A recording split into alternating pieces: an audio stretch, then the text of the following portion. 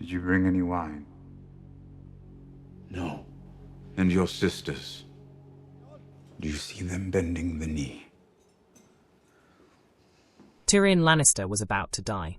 He knew it, and he used that to kill a queen. That is what really happened in that cell. Not a goodbye between two old friends, nor a desperate man begging for his life.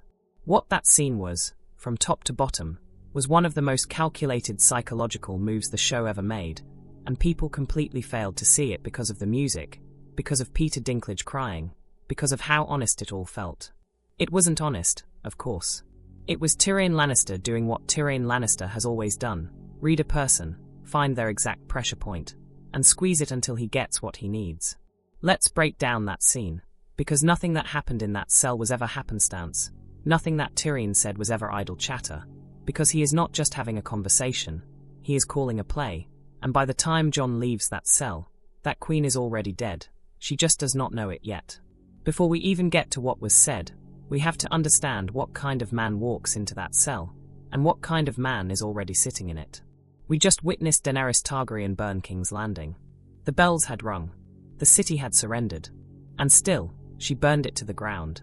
Hundreds of thousands of men, women, and children died under dragon fire. Tyrion Lannister witnessed it all from the safety of the walls. He witnessed his queen slaughter a city full of people who begged her to stop. And then he made the decision that sealed his fate. He went into the rubble of the Red Keep alone. He found his brother Jaime's golden hand protruding from the rubble. He realized his brother was dead. Cersei was dead. And everything Tyrion Lannister had done to prevent this catastrophe had failed. He was the man who convinced the lords of Westeros that Daenerys was different from her father. He was the man who convinced them she wouldn't burn cities. He was the man who vouched for her, over and over and over, while Varys was whispering in the ears of the lords.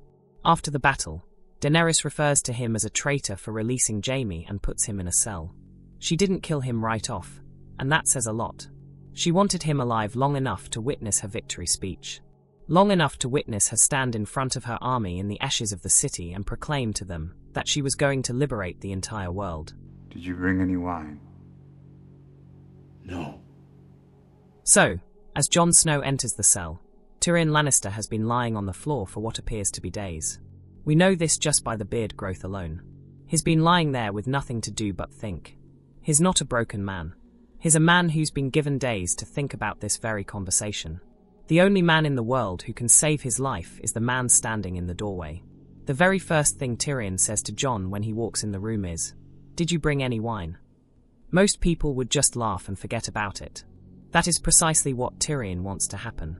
This line of dialogue is doing three things at once, and none of them have anything to do with humor. First, it dispels the tension right off the bat.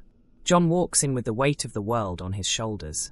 He's got the burned city to deal with, and the queen he loves, and the thing he knows he's probably going to have to do but can't bring himself to say out loud. This joke slices through all of that. This is a conversation between two men who know each other. This is not an interrogation. This is not a confrontation. This is just two old friends talking. Second, it recontextualizes Tyrion in Jon's mind before a single word has been said. Jon walks in this room thinking about the Tyrion who served a tyrant, the Tyrion who was going to get executed for treason, the Tyrion who helped Daenerys get to this very spot. The wine joke leaps over all of that and immediately invokes a different version of Tyrion, the funny, warm, and sympathetic version who understands the humor in a bad situation. The version of Tyrion that Jon has always gotten along with. The version of Tyrion that Jon trusts. Third, and this is the part that gets overlooked. When Tyrion first arrived at Castle Black all the way back in Season 1, after visiting Winterfell, he went to talk to Jon Snow. He had a personal conversation with him about where he was going and what his life was going to be like. That is when their friendship started, before kings and queens and wars. That version of Tyrion, the version that actually liked a lonely bastard boy for no political reason whatsoever, is the version of Tyrion that he is invoking here. He wants Jon to see the most likable version of him before anything else is said. That is not charm. That is preparation. Now, to really grasp what's going on in that cell, you must go back to the very first time that these two men met. Season 1, Episode 1 at Winterfell. But look at what Tyrion is also doing, because he's not making a case for Daenerys, he's making it in a way that sounds tired, and sad, and resigned, like a confession, like a man who has loved this woman, who has been wrong about her, and who's only now being honest about it. It sounds like the kind of honesty that comes from having nothing left to lose, and everything left to confess. He does have something left to lose, of course. His life. But Jon does not think about that, because Tyrion does not let him. Then something happens that shifts the entire conversation. Jon is still defending Daenerys. He is still saying she had reasons, that losing Missandei and Regal would break anyone, that she is still his queen. He is grasping around for a way to hold his loyalty together. And in doing that, he pulls up something that was said to him years ago, something that has clearly stuck with him all this time. He says to Tyrion, "Maester Aemon told me something once. He said love is the death of duty." Now, this is where the original context comes in, and that context completely changes what is going on here. This was not a piece of advice that Maester Aemon offered to Jon way back at the start of his time at the Night's Watch. Maester Aemon said these words to Jon in Season 1, Episode 9, the one that is called Baelor. This is the one where Ned Stark is executed. Jon had just learned of a raven's arrival at Castle Black, carrying word of his father's death, and he was more than willing to break his vows, saddle a horse, and head south to join Robb's war effort. And so, he was stopped by Aemon, who, in order to persuade Jon to remain at the wall, told him a secret he had never told anybody. He was a Targaryen. His true name was Aemon Targaryen. He was the great-uncle of the Mad King. He had chosen the Night's Watch over the Iron Throne, his family, everything, and then spent a century watching his entire bloodline be systematically exterminated beyond the wall, unable to lift a finger, unable to move, because his vows prevented him from doing so. What is honor compared to a woman's love? Aemon told him. And what is duty compared to the feel of a newborn son in your arms? Or a brother's smile? We are all human, Jon. We all do our duty when there is no cost to it. Honor comes easy then. Yet sooner or later, in every man's life, there comes a day when it is not easy. A day when he must choose. Then came the words, "Love is the death of duty." He was not giving Jon permission to go. He was telling Jon why he had to stay. He was telling Jon, your love for your father, your love for Robb, your love for your family. This love will destroy your duty if you allow it to. Do not allow it to. Jon stayed. He fulfilled his vows. He watched his family go to war without him. But in the series finale, Jon says those words again, 8 seasons after they were first spoken, as he struggles to find a reason to continue to support Daenerys. He is using the words of Maester Aemon to remind himself that his love for Daenerys is a weakness he must overcome. He is using the words of Maester Aemon to try to find a reason to do nothing. Tyrion turns those words around. Sometimes duty is the death of love. For words, everything changes. Maester Aemon's words told Jon to never allow his love to distract him from his duties. Tyrion's words tell us that sometimes your duties demand that you destroy your love. Sometimes your duties demand that you destroy the love of your life. But Tyrion is not giving Jon a philosophical argument to the contrary. He is giving Jon a script. He is giving Jon the exact narrative that will allow Jon to kill Daenerys and still be the man he has always thought he was. Because Jon does not need to be told that Daenerys is a menace. He saw her burn King's Landing from the back of a dragon. He stood in the ashes with her afterward. He knows. What he does not have, what he cannot understand, is how to accomplish what he must accomplish without destroying his own identity. Jon Snow is Ned Stark's son in all the ways that count, not because of blood, but because of character. And Ned was a man who could not function in a world where doing what was right and doing what was necessary were at odds. It killed him. It literally got him executed in a public square because he could not lie, even when to tell the truth meant that he was going to die. Jon has spent his life doing exactly the same thing, doing the right thing, always, no matter what the cost. What Tyrion does next is to use this code and make killing Daenerys the most honorable thing Jon Snow has ever done. He says to Jon, "You are the shield that guards the realms of men. And you have always tried to do the right thing, no matter the cost. You have always tried to protect people. Who is the greatest threat to the people now? Is it a terrible thing I am asking? Is it also the right thing? This is not comfort. This is a mission briefing. And for a man like Jon Snow, a man who has lived his whole life needing to know what the right and wrong are, to have someone tell him that the terrible thing and the right thing are one and the same is the greatest argument in the world. Tyrion just gave Jon Snow the story he needed to do the worst act of his life and still look in the mirror at himself. But Jon is not yet fully present. He tells Tyrion she is his queen. He apologizes for not being able to help him, and he turns and walks towards the door. This is Tyrion's last opportunity, and he seizes it with one question.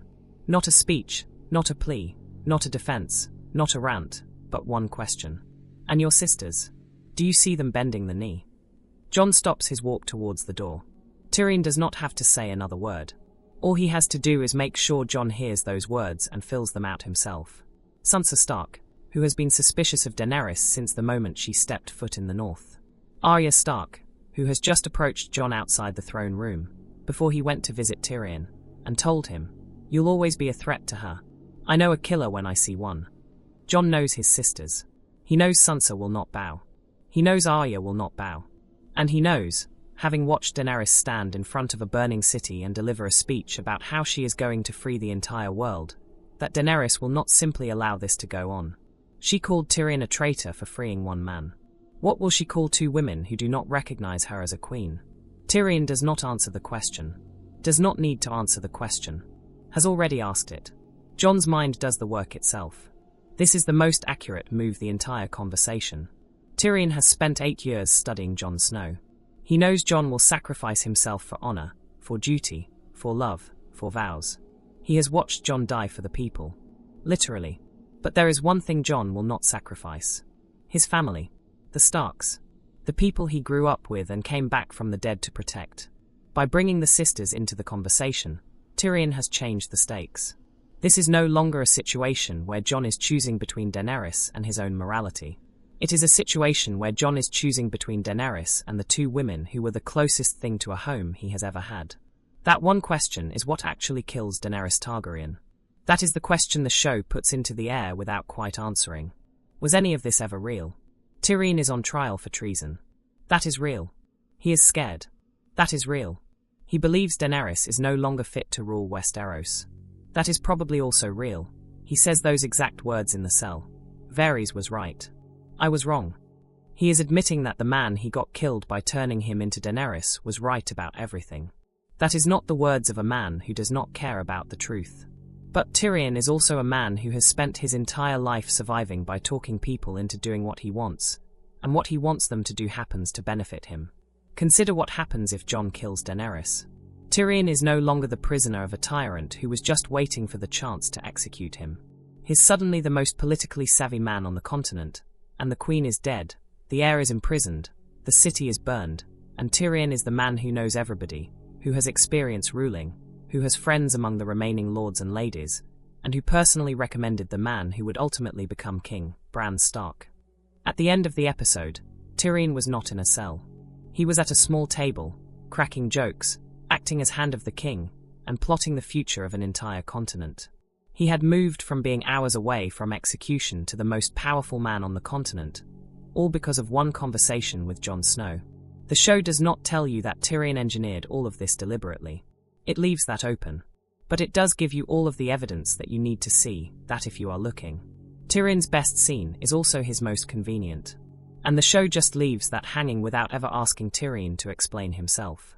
Once Daenerys is dead and the lords of Westeros have named Bran king, Tyrion comes to Jon's cell to tell him that he is being sent back to the Night's Watch. And Jon asks him the one question that gets to the heart of all of this. Was it right, what I did? It doesn't feel right. And then Tyrion says, ask me again in 10 years. Most people see this as a moment of honesty from Tyrion. That he is admitting that neither of them really knows. But look at where Tyrion is standing when he says that. He is not in chains. He is the Hand of the King. Everything he needed to survive, he has.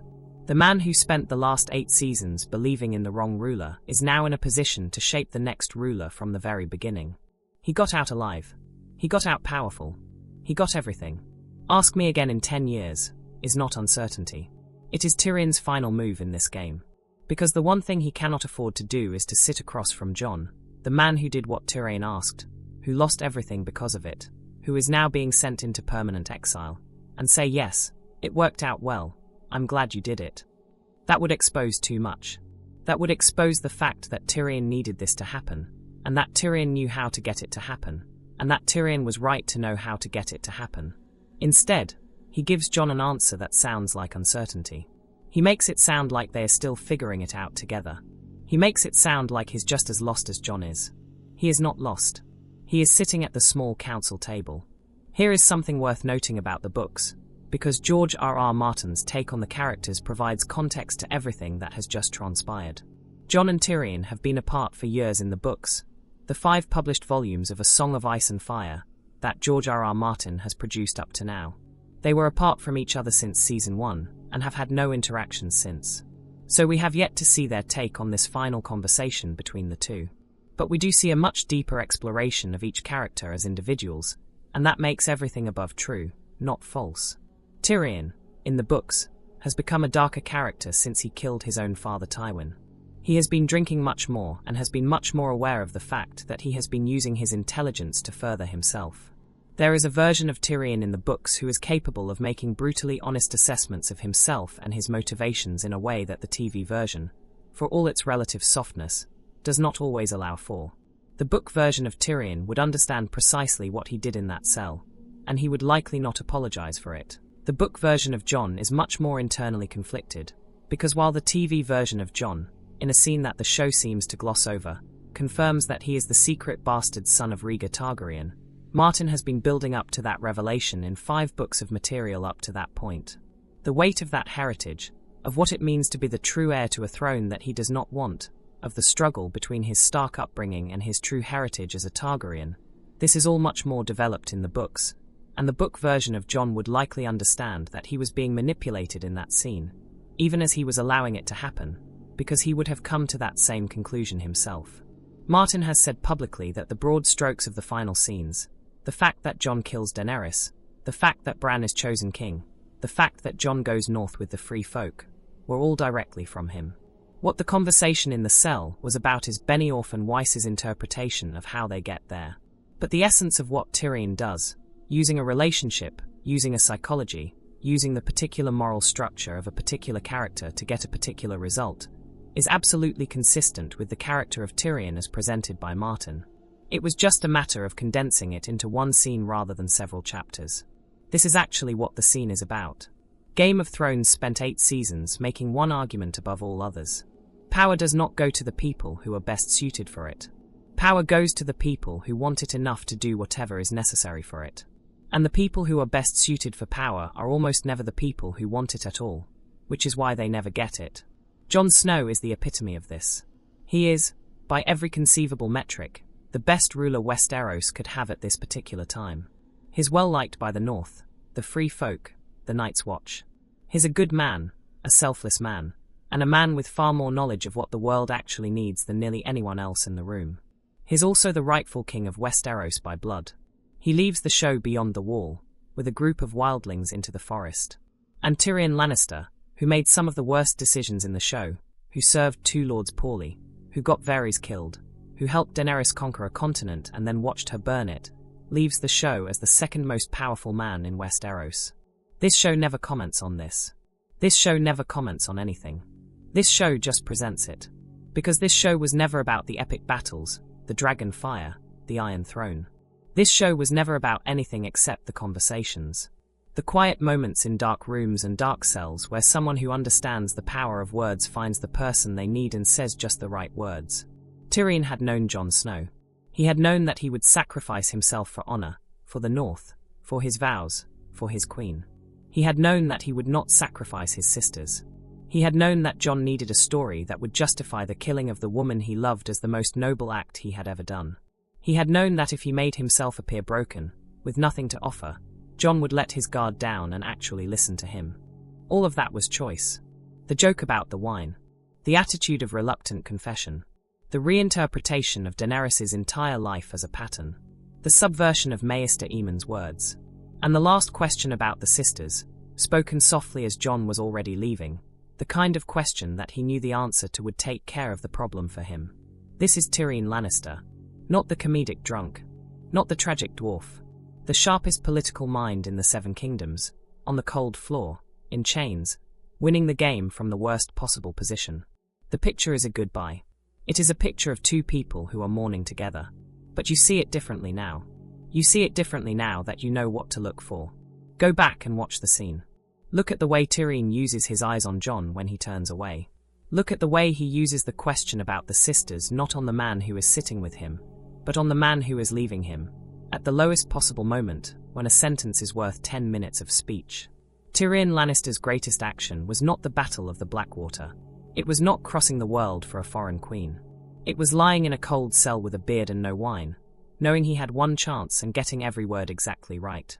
But the sad thing is not that he deceived Jon. The sad thing is that he was right. This was what was really going on in this scene. If you have been watching Game of Thrones for years and have never really been able to accept the reasoning that Jon just made his own decision, this is why. He didn't. He was helped. Very precise, very personal, very calculated help from the person who knew him best. If this changes your interpretation of this scene, share it with someone who deserves to have this scene ruined for them just as much as you do. And don't forget to chime in the comments. What do you think was Tyrion's most calculated move in this scene? The joke about the wine, the flip of Aemon's line, or the question about the sisters? And if you want to see more of this, scenes from Game of Thrones analysed for what was really going on beneath what was going on, subscribe and hit the notification bell. There's an entire show's worth of conversations to get into, and nobody has really taken apart yet. See you in the next one.